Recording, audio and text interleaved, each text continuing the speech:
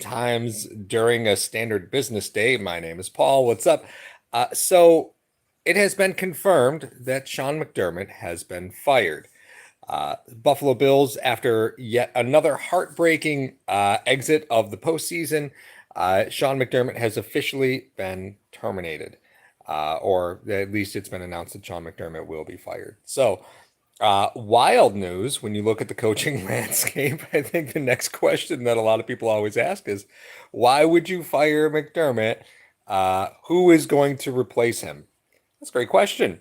A bevy of choices right now.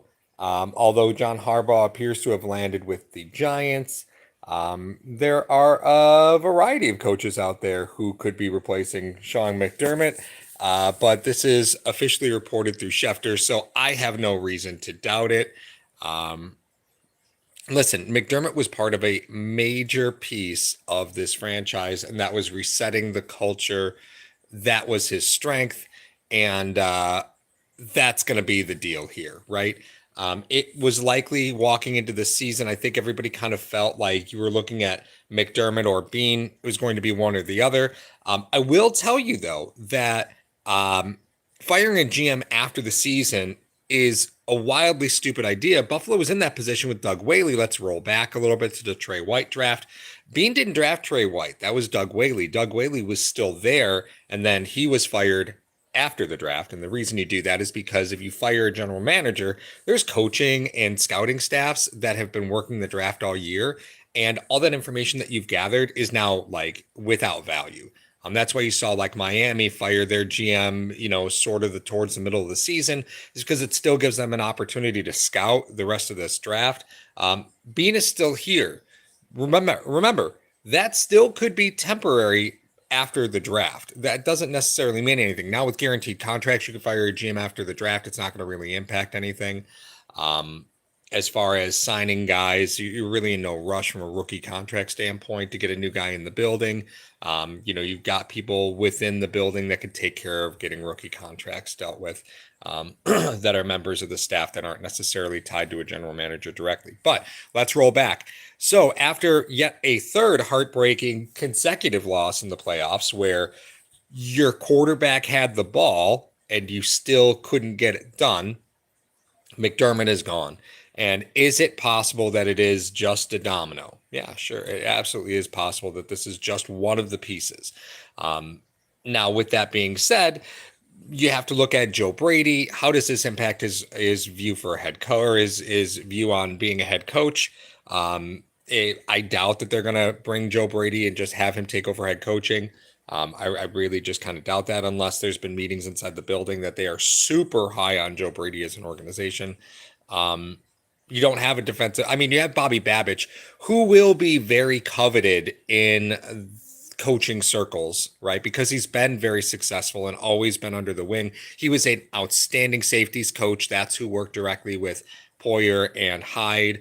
Then transitioned to linebackers coach, and then transitioned now into being the defensive coordinator. He will be very coveted. Again, I have to imagine that he's likely going to be moving on. Although a lot of teams are going to want Bobby Babich probably as a position coach.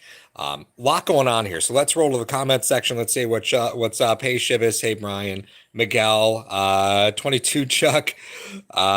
Fluffy Potato. Glad to see you guys here. Thanks for joining. Adam, what's up?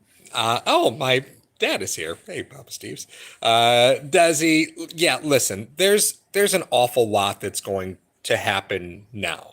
Now that you're also looking for a coach, this is the easiest job in the NFL to fill. Look at the jobs that are out there. This is the easiest job in the NFL to fill. There is no better job. You could talk about the Steelers because they've had under 10 head coaches in the history of the franchise as being the most stable. That's not the best. This is the best job in the NFL. You have a unicorn quarterback who, unfortunately, now leaving his 20s, entering his 30s by the time the next season starts. It it's just a matter of when you look at things that you can control, right? You can control the fact that you could go to a team that has the best quarterback in the league from an athletic standpoint. He's without a doubt the most athletic quarterback in the NFL. I see people in the section saying, I don't know how Bean didn't get fired. Let roll back real quick. Important to note, general managers typically don't get fired after the season because the NFL draft they've been scouting. Most GMs finish a draft and then are terminated afterwards. For those Bills fans familiar with Doug Whaley, that's what Bills did with Doug Whaley. Doug Whaley did McDermott's first draft. That's where Trey came from, and then the following draft was Bean. So, people, yeah, I see Nico saying, "Hey, what about Brian Dable?" Yeah, Brian Dable, Mike Tomlin. There's a lot of names. I would imagine the organization is pretty confident that they know what they're going to be getting here because you don't fire McDermott unless you have a pretty confident footing on the other side of that. Now, again, I want to give McDermott all the credit in the world here for what his role was. His role was rebuild the culture, did that. I think it was very clear that developing further was where this was going to stop. And that's not uncommon for first-time head coaches. McDermott, as a first-time head coach, had a wildly long tenure compared to, if you look around the NFL, the teams that perennially seem to be hiring head coaches. And that's why Buffalo marks a different position than we were in the last time we were looking for a head coach. Last time we were looking for a head coach, it was like, oh my God, who are we going to get? Is it going to be another retread? Are we, what's Jim Schwartz doing? Like, we're not having those conversations anymore. This is the best job in the NFL, and this is, this is going to be what happens.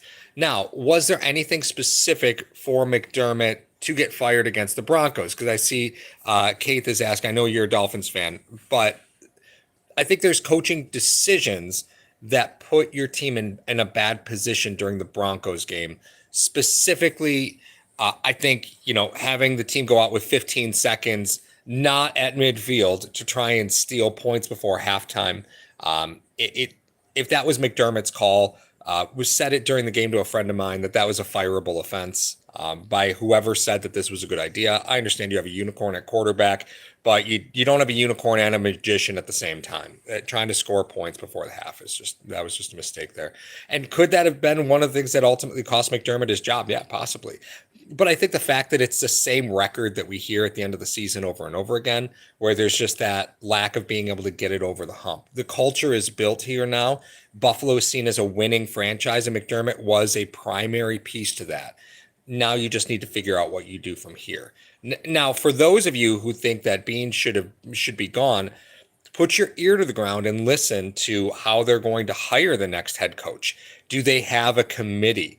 Who is there? Because they're not going to allow Bean to hire a new head coach unless it's somebody that the organization in its entirety believes is the best foot forward, regardless of the general manager. So I think there's a lot of timing issues here that still have to play out. So with that being said, McDermott is now gone. You're in a post-process era. We'll see what happens and what that looks like. Again, I can't imagine the team has decided on what to do yet as far as being unsure. I think they're probably pretty confident that they know what they're going to do. And this likely will be a quick process for whoever they're going to bring in. Yeah, listen, I know people are going to ask about Brian Dable. I do not necessarily believe that is the direction that you go, although who knows what this owner is going to do. Bringing back familiar faces is not something he has been opposed to as far as the organization is concerned. Like, you look at the Sabres bringing back Lindy Ruff. I think the organization has pretty good footing on what they want to do next. Whether that involves Brandon Beane or not, I think is a great question. I think if you're not going to fire Beane, you get 1 year to see change, a positive change. That means getting to a Super Bowl. You get to a Super Bowl, Brandon Beane's job is safe. You drop out in a divisional round of game again, Brandon Beane is gone. And that's not to say Brandon Beane won't be fired after this draft either. So change has finally happened. I think Bills fans have been begging for it for quite some time. Listen, there's a lot of great coaches that are available. And I think, again, it just depends on what the organization feels is the next decade-long coach. I saw some comments from other places and here too. Names like Mike McCarthy keep popping up. Listen, don't get me wrong. Mike McCarthy has a wonderful, has That's the best way for me to phrase this. McCarthy has a way to find ways to win and keep his overall record pretty nice. Like if you were to look at Mike McCarthy as a head coach now, his stats as a head coach are pretty impressive. But I don't necessarily believe that's the direction they're going to go. Do I think they're going to go offensive coach? I think you have a unicorn at quarterback and you're going to go offensive coach. I, I think that's just it's the ebbs and flows of the NFL. You often don't see a defensive head coach fired for another defensive head coach. So what do we do? I mean, we're going to talk about this more tonight. Hashtag is going to go live. Mario, Ryan, and myself will be live tonight at 9:30 talking about this. And Lord knows what else will happen in the next few hours. So please join us for that. I'm excited to talk about that. But, I mean, listen, a shoe had to fall here. And McDermott, I believe it. I really thought that Bean was going to get fired after the draft and McDermott was going to stay. Given Pagula and McDermott, I just kind of assumed that they were pretty tight, given the culture piece and how Terry seems to be in public. But clearly, the rest of the organization might not have aligned to that. Big change. We're now post-process Bills. Here we are, and we'll just see what the other side of this road looks like. All right, guys. Go Bills. We'll talk to you guys at 9:30 tonight. We'll see you at 9:30.